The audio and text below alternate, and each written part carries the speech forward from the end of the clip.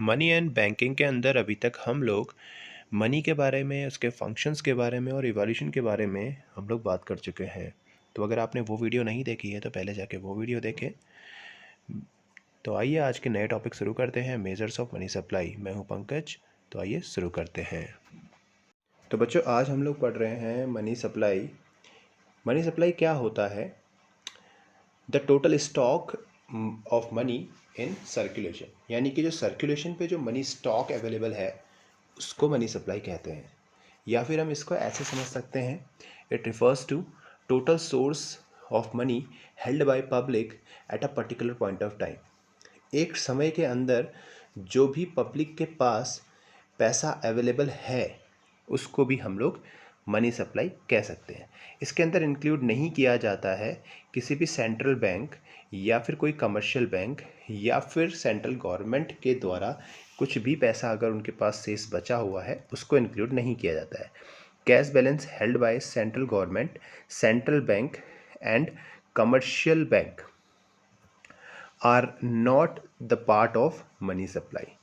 उसको money supply का part नहीं कहेंगे। वो इसलिए नहीं कहेंगे क्योंकि वो सर्कुलेशन पे नहीं होगा। वो स्टॉक है, वो बचा कुचा पैसा है, लेकिन वो सर्कुलेशन पे नहीं है। ठीक है, तो इसलिए उसको इंक्लूड नहीं करेंगे। अब बात करते हैं मनी सप्लाई के मेजर्स की। Money supply measures in India, like RBI has adopted 4 measures of money supplies. तो सबसे पहला जो है वो है M1। M1 के अंदर इंक्लूडेड होता है C plus DD plus OD। C का मतलब है कोई भी कॉइन्स या फिर कोई भी पेपर नोट्स या पेपर मनी जो कि पब्लिक के पास होगी, है ना। कोई भी कॉइन्स या फिर कोई भी पेपर नोट्स जो कि पब्लिक के पास बचे हैं तो उनको भी इसके अंदर इंक्लूड किया जाता है। TD का मतलब है demand deposits. Demand deposits of the public with commercial bank. Commercial bank के पास कोई भी डिमांड डिपॉजिट्स है पब्लिक की, वो उसका मतलब DD है। OD का मतलब है कोई भी other deposits with RBI। Other deposits like यहाँ पे हो सकते हैं गवर्नमेंट की कोई डिपॉजिट्स हो RBI के पास, है ना। कोई फाइनेंशियल इंस्टीट्यूशन की कोई डिपॉजिट्स हो RBI के पास, या फिर कोई FIIs की, फॉरेनर इंस्टीट्यूशन की कोई डिपॉजिट्स हो लाइक वर्ल्ड बैंक या IMF की कोई डिपॉजिट्स हो RBI के पास, तो उनको भी इसके अंदर इंक्लूड किया जाता है। दूसरा मेजर ऑफ मनी सप्लाई है M2। M2 के अंदर इंक्लूड किया जाता है M1 और साथ में saving of people with post office. यानी कि पोस्ट ऑफिस के अंदर जो भी सेविंग्स है हमारी, यानी कि पब्लिक की, हम आप सभी लोग, है ना, तो उनको, और साथ में M1 को। तो यानी कि ये सारे के सारे, अगर आप M1 प्लस पोस्ट ऑफिस के सारे डिपॉजिट्स को जोड़ देंगे तो M2 बन जाएगा। तो इसको आपने अच्छे से लर्न करना है।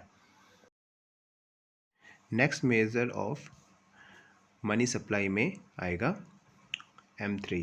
M3 के अंदर वो सारे M1 के कंटेंट को लिखा जाता है और साथ में लिखा जाता है net time deposits with the commercial bank. यानी कि डिपॉजिट्स कोई भी कमर्शियल बैंक के अंदर लाइक फिक्स डिपॉजिट्स या फिर आपका टर्म डिपॉजिट्स जो कि एक समय के लिए होता है, उनको इसके अंदर इंक्लूड किया जाता है। नेक्स्ट जो मेजर ऑफ मनी सप्लाई है वो है M4। M4 के अंदर देखो, M4 और ब्रॉड हो जाता है। M4 के अंदर इंक्लूड किया जाता है M3 प्लस साथ में saving with the post office but excluding NSC।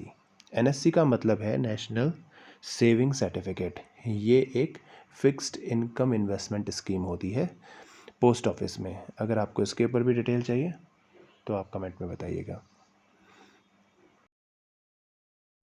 I hope कि आपको मेजर ऑफ मनी सप्लाई के सारे मेजर समझ में आ गए होंगे। आप इस छोटे से डायग्राम के द्वारा भी समझ सकते हैं। M1 के अंदर हम लोग currency notes, demand deposits DD और OD को इंक्लूड करते हैं। M2 के अंदर हम M1 और टाइम डिपॉजिट्स को लेते हैं।